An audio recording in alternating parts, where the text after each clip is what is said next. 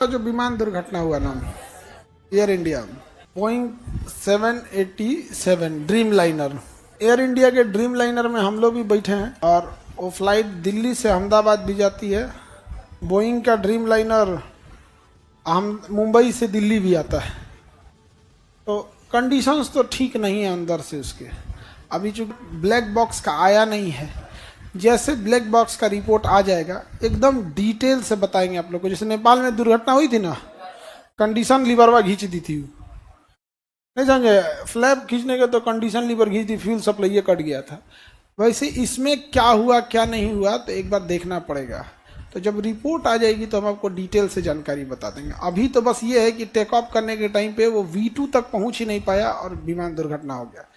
जब वो दौड़ता है ना जहाज रनवे पे, तो जब वो प्रॉपर स्पीड गेन कर लेता है और रनवे आधा से ज़्यादा ख़त्म हो जाती है तो को पायलट बोलता है कैप्टन से कि V1 क्या अब ब्रेक नहीं लगा सकते हो, क्योंकि ब्रेक लगाओगी ना तो 80% रनवे ख़त्म हो चुका है, थूर लोगे आगे जाकर, अब एनी हाउ उड़ जाना है। V1 लेके उड़ जाता है, फिर एक सर्टेन हाइट तक 2000 फीट तक पहुंच जाता है। तो 2000 फीट एक सेफ हाइट माना जाता है कि वहां पायलट कुछ डिसीजन लेने के लिए है, कुछ गड़बड़ी आती है तो हो जाता है। V2 वहां उसके आगे 2000, ये 600 फीट पे पहुंचा था और 600 फीट पे इंस्टॉल कर गया है। विमान इंस्टॉल किया है, अब इंस्टॉल करने का कारण इंजन फेलियर है या एंगल ऑफ अटैक है, ये दो कारण होते हैं मेन। क्योंकि सीसीटीवी वीडियोस में पक्षियों का टकराना दिख नहीं रहा है, क्योंकि जब भी पक्षी से टकराता है तो उसकी एक पहचान होती है, इंजन के पीछे से काला धुआं आने लगता है। इंजन के पीछे से किसी तरह का काला धुआं नहीं आया है। या तो इंजन फेलियर है या फिर स्टॉल है। स्टॉल क्या होता है कि एक एंगल से ज़्यादा अगर जहाज उड़ जाता है तो फिर इंजन कोई काम नहीं होता है। जैसे मोटरसाइकिल वगैरह दिखेगा, एक लेवल तक झुकेगा तो आप संभाल लेंगे, एक लेवल से ज़्यादा झुक गया तो कितना शक्तिशाली अब नहीं संभलेगा, उसी कहेंगे स्टॉल।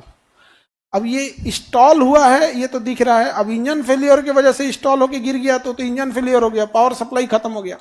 और नहीं तो अगर एंगलवा ज़्यादा उठा देता, 10 से 15 डिग्री के बीच में उठाता है वो, 10 से 15 डिग्री, तो कई बार ज़्यादा उठ जाएगा ना, गिरने लगता है।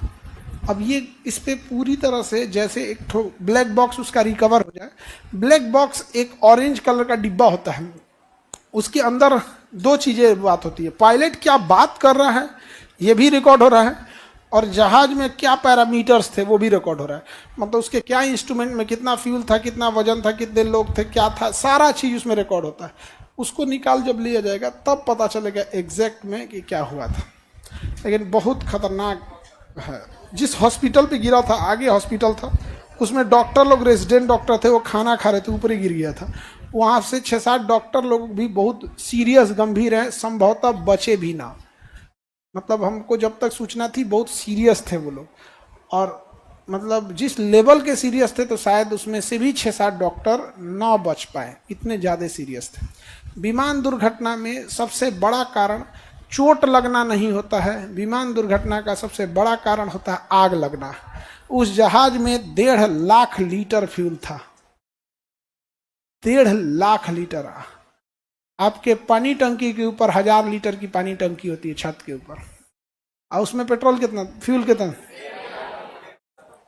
1,40,000 लीटर, यानी 1.5 लाख लीटर फ्यूल था। तो इतना फ्यूल था।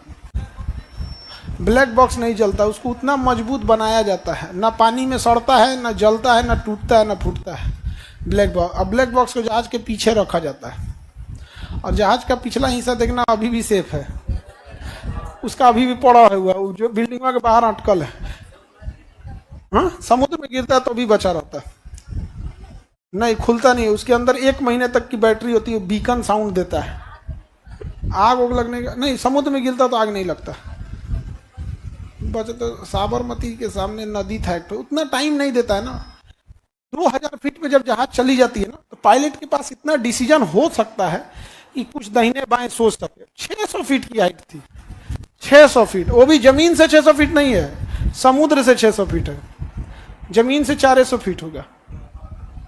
क्योंकि समुद्र लेवल से 600 फीट तो जमीन तो और ऊपर होता है, एयरपोर्ट उस जमीन पे भी सबसे ऊंचा बनाया जाता है, तो समुद्र तल से 600 फीट था। तो ऐसे तो कितना क्या ही डिसीजन लेगा वो, कोई डिसीजन देगा? वो दाहिने बाएं भी नहीं मुड़ सका है, सीधे जाके गिर गया। किसी भी जहाज में टेक ऑफ करने के 8 मिनट और लैंडिंग करने के, मतलब टेक ऑफ का 4 मिनट और लैंडिंग का 4 मिनट, यही खतरनाक होता है।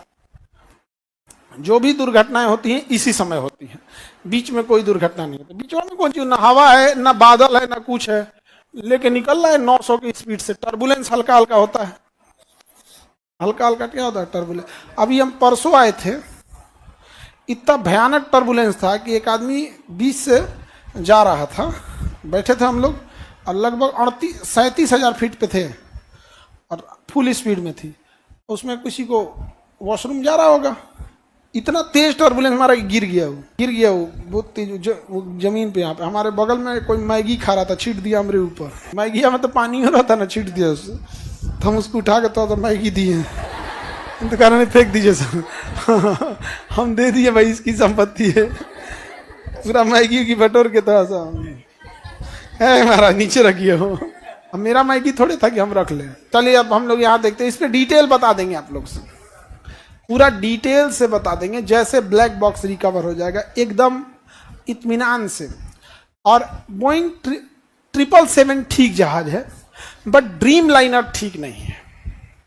ड्रीम लाइनर में बहुत बार समस्याएं आई हैं। मोदी जी का जो जहाज है वो 777 है, और बोइंग में 3 मॉडल बोइंग का फेमस है। सबसे विश्वसनीय है 777 और 787, यही गिरा है, इसी को ड्रीम लाइनर कहते हैं। एक 747, ये अमेरिका के राष्ट्रपति यूज करते हैं, इसमें 4 गो इंजन है। अब बोइंग 737 ये सबसे ज्यादा है, ये उतना नहीं उड़ गिरा है।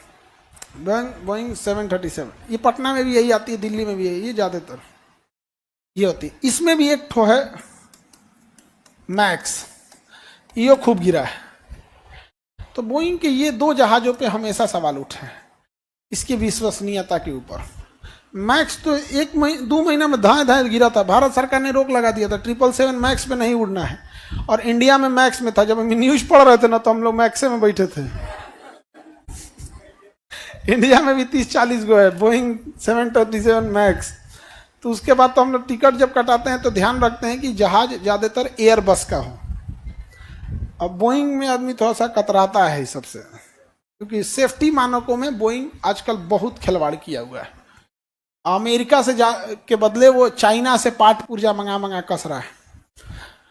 और बोइंग के एक कर्मचारी ने कहा था कि जो अभी गिरा है ना 787 का जो ड्रीम लाइनर, तो बोइंग के एक कर्मचारी ने कहा था कि इसमें जो ऑक्सीजन पाइप ले जाने वाला जो पाइप होता है, तो बोइंग ने एक जहाज में वो नया पाइप ना लगा के कबाड़ से सेकेंड हैंड लगा दिया।